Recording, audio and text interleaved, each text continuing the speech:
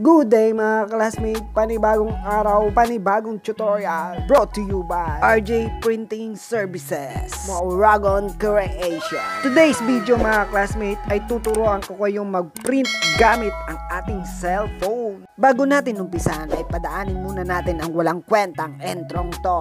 Pasok!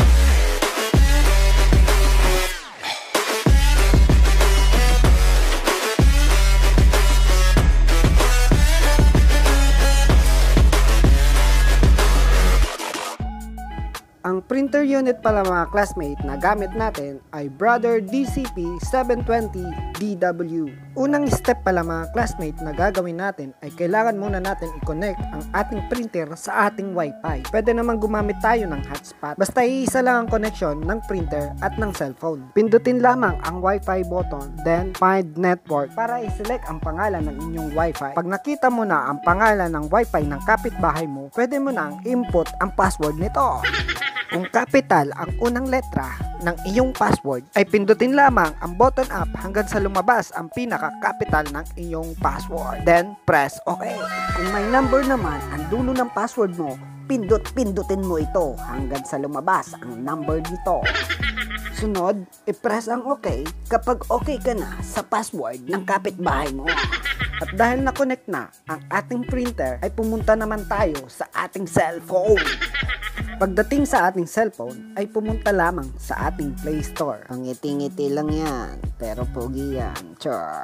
At isearch ang iPrint and Scan.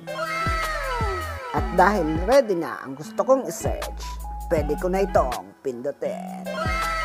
Meron na din siyang 3.8 star and 10 million downloads. Pwede mo din basahin ang mga walang kwentang positive comments kung may oras ka pa. Isunod naman natin i-click ang install button para ma-download natin ang application. Maghintay lamang ng ilang minuto habang nagda-download dito. Ayan, para akong tanga.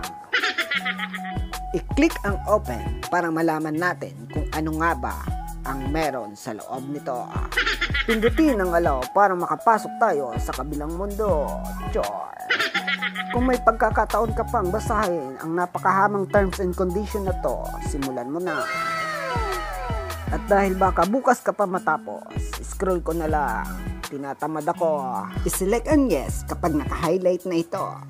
Then, press select now para ma-proceed natin ito. At dahil wireless lang ang ating gamit, pindutin lang ang machine connected to your network.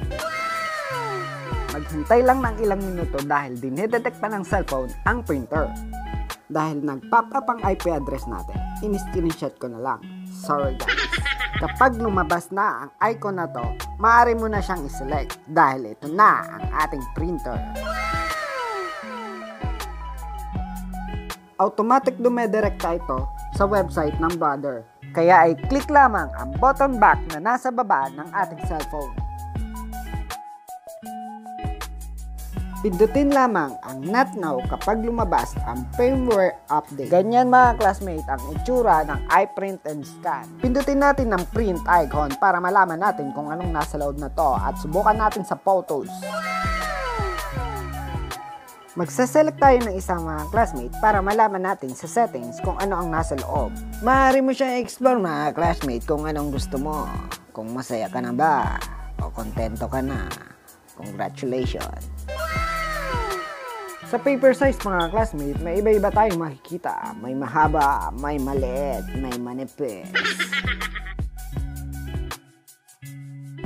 At kung magandang chicks naman ang type mo, pwede kang mamili. Merong colored, merong black and white, mono or colored. Sa media type naman mga classmate, depende kung anong type mo. Meron dyan plain rice, plain paper, or glossy paper. Sa borderless mga classmate, i-off mo lang po ito para hindi po sagad ang ating picture or putol ang ating ipiprint. Kung document format naman ang ating ipiprint, maaari po nating pindutin ang part na to para ma-photogrid o makita natin na nakagrid ang ating mga document. Ano kayang kinakanta ng puging to? Wag na, mahirap na, makapiright tayo.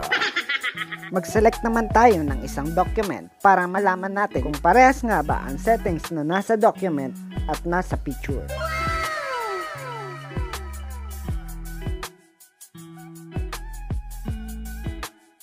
Sa settings niya mga classmate, meron din siyang quality, color mono, two-sided, layout, copies, paper size.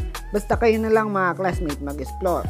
Kung kontento na kayo sa settings na nandyan, maaari mo na itong iba. Ngayong classmate ay susubukan na natin ang ating eksperimento sa ating cellphone at sa ating printer. Kung totoo nga ba nakaka-print gamit ang cellphone, let's do this!